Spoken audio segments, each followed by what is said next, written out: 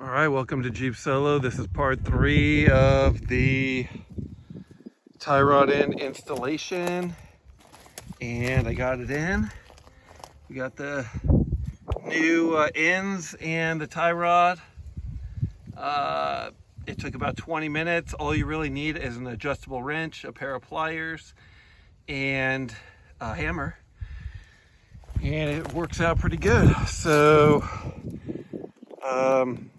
it's probably out of alignment at this point, but once I get it up to the house, I'll be able to straighten that out and get things dialed in. So right now I just want to get things up the hill and out of here.